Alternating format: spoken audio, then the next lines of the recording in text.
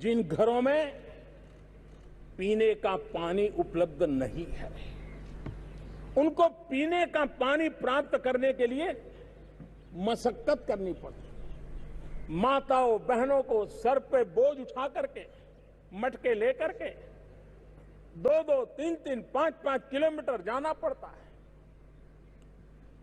जीवन का बहुत सारा हिस्सा सिर्फ पानी में खप जाता है और इसलिए हमने इस सरकार ने एक विशेष काम की तरफ बल देने का निर्णय किया है और वो है हमारे हर घर में जल कैसे पहुंचे, हर घर को जल कैसे मिले, पीने का शुद्ध पानी कैसे मिले। और इसलिए आज मैं लाल किले से घोषित करता हूं कि हम आने वाले दिनों में जल जीवन मिशन को लेकर के आगे बढ़ेंगे। ये जल जीवन मिशन, इसके लिए करीब केंद्र और राज्य साथ मिलकर के काम करेंगे और आने वाले वर्षों में 3.5 लाख करोड़ रुपए से भी ज्यादा रकम इस जल जीवन मिशन के लिए खर्च करने का हमने संकल्प किया। जल संचय हो, जल सिंचन हो, वर्षा के बूंद बूंद पानी को रोकने का काम हो, समुद्री पानी को या वेस्ट वाटर को ट्रीटमेंट करने का विषय हो।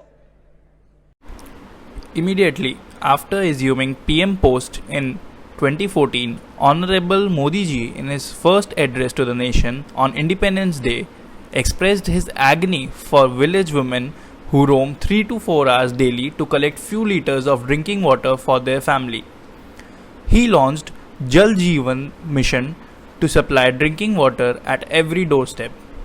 The task was assigned to cabinet ministers, for which 3.5 lakh crore rupees were allocated for completion of the project. Soon, Niti Aayog and other government agencies started working on the mission.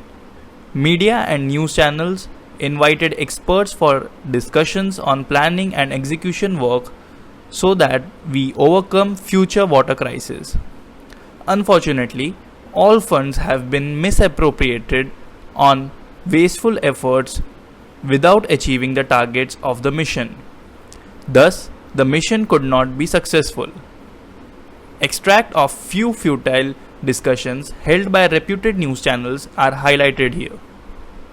Serious water crisis. Now that might seem odd in a monsoon which has seen heavy floods in several parts of the country, but the fact is large parts of India could be facing another drought deficit when it comes to water. The Niti Aayog has recently revised its water management index to track how states are wasting water. It's our other special story tonight. The Niti Aayog and the Jal Shakti Ministry are now ranking states based on their use of water, based on parameter like irrigation, watershed development, urban water supply, etc. The findings are stunning. States with abundant availability of water were found to be most wasteful with water, while states like Gujarat and Madhya Pradesh topped the charts. Despite this competitive federalism, we still feel that most states need to show massive substantial improvement in water management practices. 82 crore people in India face water scarcity and 16 crore don't have access to clean drinking water.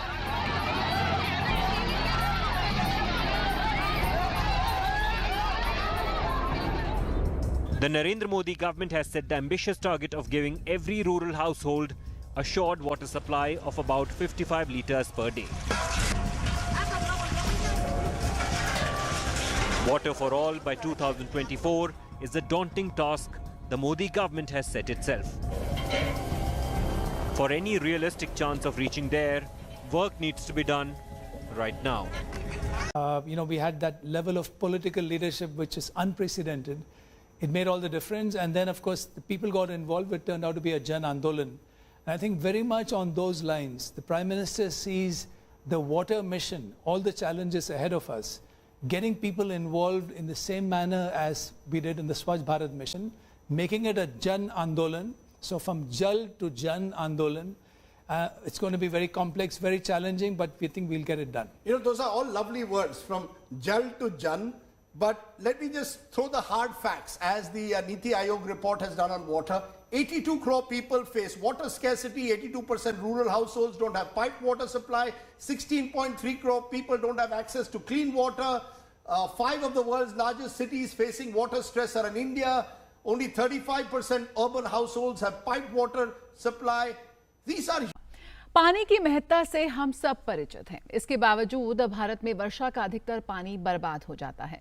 बारिश का पानी हम जितना बचाएंगे, पानी के संकट को और भूजल पर हमारी निर्भरता उतनी ही कम हो जाएगी।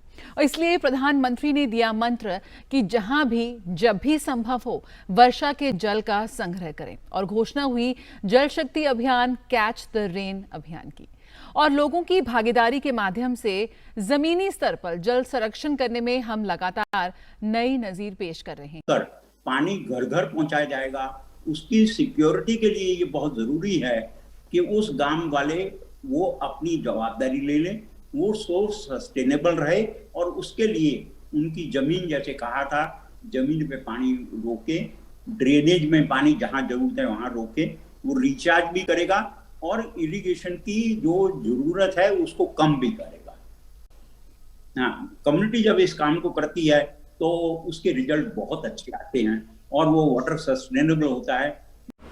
Foregoing discussions held among the experts clearly show that the mission was poised on wrong footings. जमीनी हकीकत के लिए काम करने वाले कार्यकर्ता स्थानीय स्तर पर उपलब्ध जल संचयन के लिए ट्रेडिशनल मेथड्स जैसे जल संग्रहण के लिए उपयुक्त सिविल कंस्ट्रक्शन कार्यों में लग गए। यह जल कृषि उपज को सिंचित करने मात्र ही सीमित था, अतः घर घर में ड्रिंकिंग वाटर पहुंचाने के उद्देश्य की पूर्ति नहीं हो सकी। इस तरह न्यूज़ चैनल्स पर एक्सपर्ट्स के डिस्कशंस को दिखने और स्थानीय जल संचयन के निर्माण कार्यों में ही सरकार के बजट की धनराशि 3.5 लाख करोड़ खर्च हो गई और पीएम मोदी जी का सुनहरा स्वप्न जल जीवन मिशन असफलता की भेंट चढ़ गया। जल जीवन मिशन को सफलता बनाने के लिए आवश्यक था कि पाइपलाइन के द्वारा जल की अधिकता वाले जलाशयों से सूखाग्रस्त स्थानों में पानी भेजा जाए। तात्पर्य है कि निकटतम समुद्र स्थल से पानी को लिफ्ट करके सूखाग्रस्त स्थानों में सी वाटर लेक्स निर्माण करते हुए नदी के उद्गम स्थान में भेजने के उद्देश्य से पूर्ति संभव है। चित्र में सी वाटर रिसाइकलिंग को दिखाया है। The key to the success of Jal Jeevan Mission lies in the unique concept of natural water cycle, propounded by little girl Shagun Mahajan of class 6 of the EMMS school. She presented a working model in the science exhibition held at Angel Valley School, Bhilai in the year 2019. Her model won the best prize and her article was published in reputed children magazine Brainfeed October 2019 issue. The model depicts the message that God has given us only half water cycle and it is our responsibility to complete it by lifting sea water and discharge it at the river origin point. On the way back, sea water lake can be made in each state to store water and construct salt extraction plants. The salt-free water can be discharged into the rivers flowing in the state. Thus, the rivers will run full in all seasons. Waterable will be maintained to ensure availability of drinking water in abundance. Working model of Shagun is described as under. कक्षा 6वीं में जल चक्र सामाजिक विज्ञान की पुस्तक में पढ़ाया जाता है। नदी पर्वत से निकलकर मैदान में बहती हुई समुद्र से जा मिलती है। मार्ग में सूर्य की गर्मी से पानी भाप बनकर आकाश में जाता है और तापमान के गिरने से पानी की बूंदें बादल बनकर वर्षा करती हैं, किंतु वर्षा का पूरा पानी नदी पर नहीं गिरता है। इसलिए नदी का जल स्तर कम होने लगता है और गर्मियों में पानी सूख जाने से हमें पेयजल की कमी का सामना करना पड़ता है। किसी ने कभी भी नहीं सोचा कि प्रकृति का यह जल चक्र अधूरा है और इसे पूरा करने का काम हम पृथ्वीवासियों का है। इस दिशा में इंजीनियर्स लोगों को ध्यान देना चाहिए। सगुन महाजन ने जल चक्र को पूरा करने के लिए नर्मदा नदी को उदाहरण स्वरूप प्रस्तुत किया है। नर्मदा नदी अमरकंटक से निकलकर मध्य प्रदेश, महाराष्ट्र और गुजरात राज्यों में बहती हुई अंत में अरब महासागर में विलीन हो जाती है।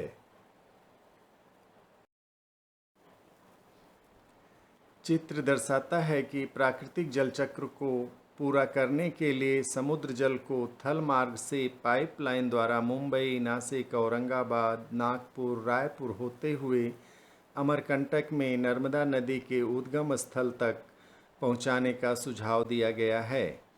यदि समुद्र जल को आधुनिक तकनीक से पंप और पाइपलाइन बिछाकर अलग अलग राज्यों में नमकीन पानी की कृत्रिम झील निर्मित करते हुए वापस नदी के उद्गम पर पहुंचा दिया जाए तो नदी का जल स्तर हर मौसम में सामान्य बना रहेगा और नदी कभी भी नहीं सूखेगी।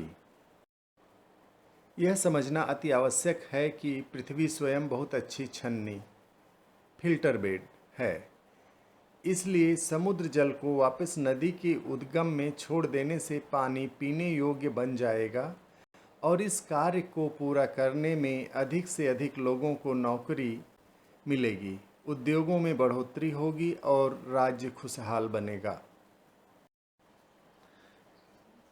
वर्तमान में वैज्ञानिक और इंजीनियर समुद्र जल के शुद्धिकरण के लिए सी कोस्ट पर प्लांट लगाते हैं। यह तकनीक बहुत महंगी है। हाल ही में प्रधानमंत्री श्री मोदी जी इजराइल यात्रा पर गए थे। वहां उन्होंने जीप पर जल शुद्धिकरण का यंत्र देखा। जीप की कीमत 2.5 करोड़ रुपए है और वह एक दिन में 20,000 लीटर पीने युक्त पानी बनाती है। मोदी जी इजराइल से 4 जीप खरीद कर लाए और उन्हें गुजरात भेज दिया। 10 करोड़ रुपए में मात्र 80,000 लीटर पानी पीने युक्त प्रतिदिन। यह बहुत कॉस्टली विकल्प है। प्रियजनों, आपने प्रस्तुत वीडियो द्वारा छत्तीसगढ़ में प्रस्तावित समुद्र जल झील निर्माण प्रोजेक्ट के महत्व को समझा है, लाइक किया है, क्योंकि यह करोड़ों लोगों को रोजगार देने वाला है। अतः आपसे अनुरोध है कि इसे अपने सभी प्रियजनों को फॉरवर्ड करें, जिससे अधिक लोग इसके महत्व को जानें। आवश्यकता है कि वीडियो प्रदेश की सरकारों तक पहुँचे और वे रोजगार के नए आयाम हेतु प्रोजेक्ट को लागू करने का निर्णय लें। हमारा चैनल ज्ञानवर्धक वीडियोस आप तक पहुंचाता है, अतः चैनल को सब्सक्राइब करें। धन्यवाद।